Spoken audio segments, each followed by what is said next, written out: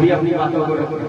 ये ऐसा मंच है जो हर लोग को आजादी है कि अपनी बातों को रख सके, अपनी ख्वाहिशों को रख सके। इसलिए मैं कोशिश करूंगा कि किसी को चाहत है तो अंदर से अपनी बात।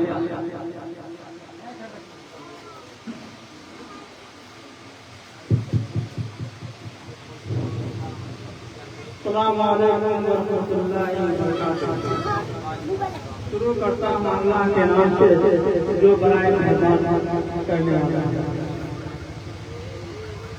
मैं पूरे बिहार का बात तो नहीं करता हूँ, लेकिन जो बिहार का बात करता हूँ 1976 से जो बिहार में विधानसभा का चुनाव हो रहा है और 1976 से लेकर के अभी तक 2025 तक 56 साल असलुद्दीन साहब का परिवार राज किया और 56 साल राज करने के बावजूद भी वो ये कह रहा है जो सबने किया। मेरा कहने का मतलब यह है कि राज आपने किया 56 साल और ठगा कौन? असदुद्दीन ओवैसी साहब या अफसर ईमान साहब या अजब जी का कोई पार्टी।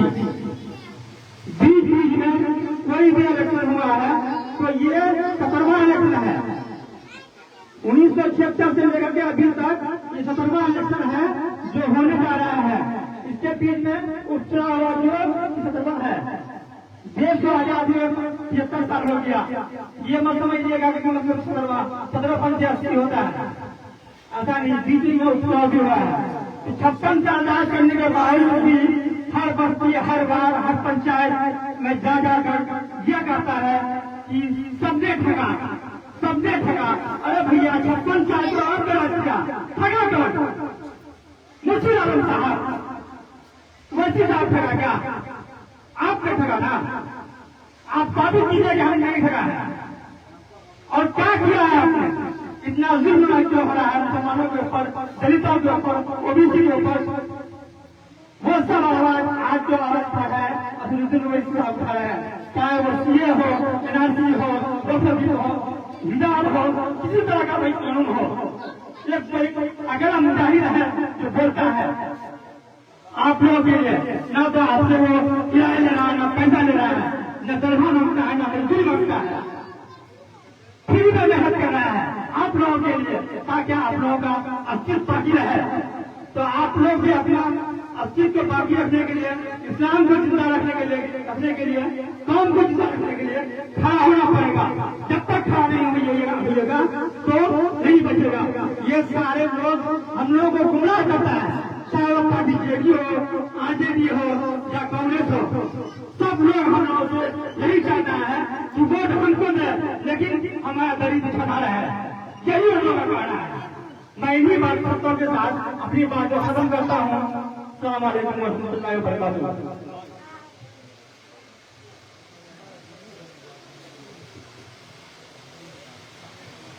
अब मैं आप लोगों से गुजारिश करूंगा पूरी तसल्ली के साथ ऊषा मुर्शिद साहब जो आए हुए हैं वह इनकी नुमाइंदगी कर रहे हैं और बड़े ध्यान से इनकी बातों को सुने और जो बातों को हम लोग आप तक नहीं पहुंचा पाए हैं, जो जानकारी आप तक नहीं पहुंचा पाए हैं, वो जानकारी बिल्कुल विस्तार के साथ आपको मुखिया जी के रूम में एमआईएम से सुनने को मिलेंगे। मुखिया जी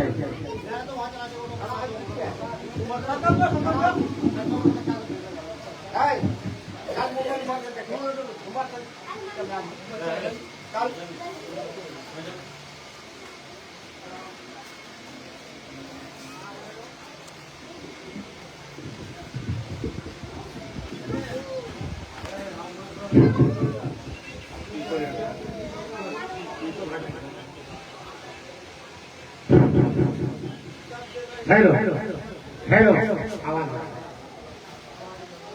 हेलो अस्सलाम वालेकुम व रहमतुल्लाहि व बरकातुहू। इस सरवा की सरजमीन पर यहाँ बैठे मौजूद हजरात, हाजिरीन मजलिस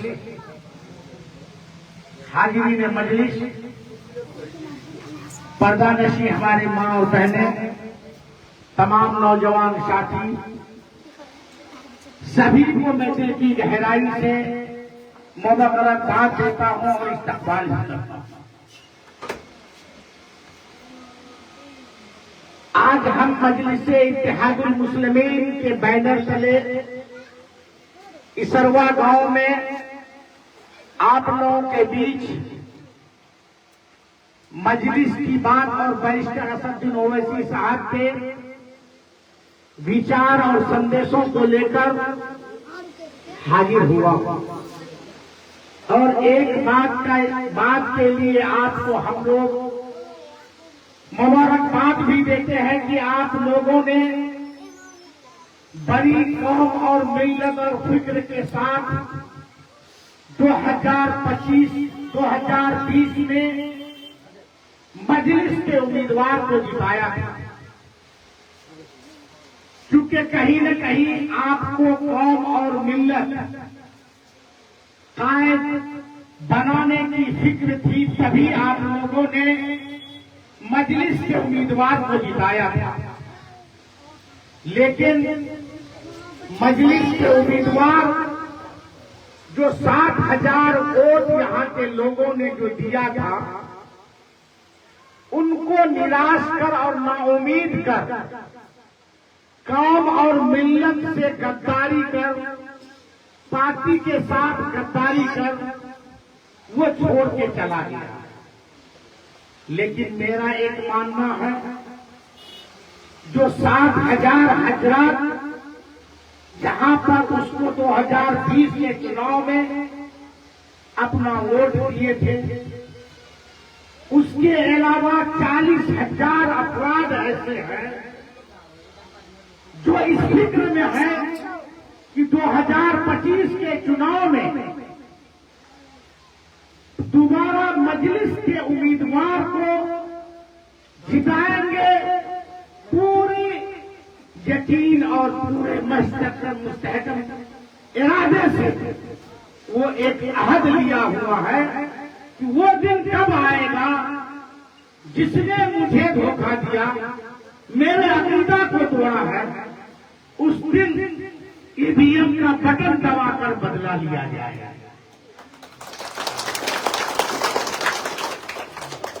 और एक बात हमारे वक्ता यहां कह रहे थे कि 56 साल से एक ही परिवार का यहां राजनीति का दबदबा रहा और सत्तासीन रहा। वो परिवार मरहूम तस्लीम साहब का है और बहुत लोग बयान भी देते हैं उन्हीं के परिवार में से, दोनों बेटों में से, कि जो कि हाथ और सीमांचल को सबने ठगा। बड़ी दुख के साथ ये बात कहना पड़ रहा है, मरहूम तस्लीम साहब अपनी राजनीति का अक्सरों बेशरों वक्त वो जो कि हाथ किशनगंज, जब हम लोग किशनगंज पार्लियामेंट में थे, अररिया का भी सांसद बने, पूर्णिया का भी सांसद बने, शायद हिंदुस्तान में कोई ऐसा शख्स होगा जिसको 3 जिला का नेतृत्व करने का मौका मिला। फिर हम लोग तरक्की से कोसों दूर क्यों, हमारा इलाका बदहाल क्यों, जिम्मेदार कौन है? कहीं न कहीं हम लोगों को गौर फिक्र करना होगा कि इस बदहाली का जिम्मेदार कौन? फिर वो अपनी कमियां छुपाने के लिए कहीं न कहीं ये कह देता है सबने ठगा। कौन ठगा? आज बीच में के पास निकल गई, कौन मना? बंद करिए, अभी बाबू है, बंद कर दीजिए। अरे अभी ठंडा होना बंद कर दो।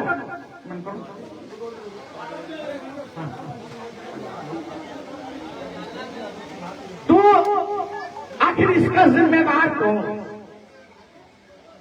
अभी आप कई जगह देखे होंगे, टेकनी हाट में और हमारे इलाके मोहनिया में सरफराज आलम ये कहते हैं, जो 4 बार का विधायक था और 1.5 साल का एमपी, ये कहता है कि मैं जोकीहाट का कुछ ही दिनों में एक मॉडल जोकीहाट बना दूंगा।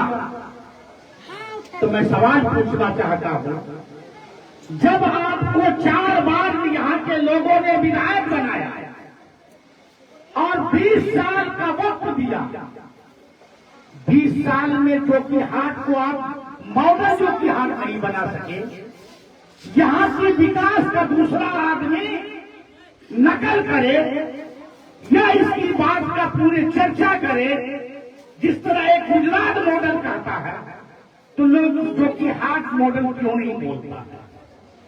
20 साल में जब आप नहीं कर सके, जब आप सरकार में थे, आरजेडी की सरकार रही, उसके साथ रहे, और जदयू की सरकार रही, उसके साथ भी तोड़ कर बैठे, तब आप जोकीहाट के सूरत हाल को नहीं बदल सके।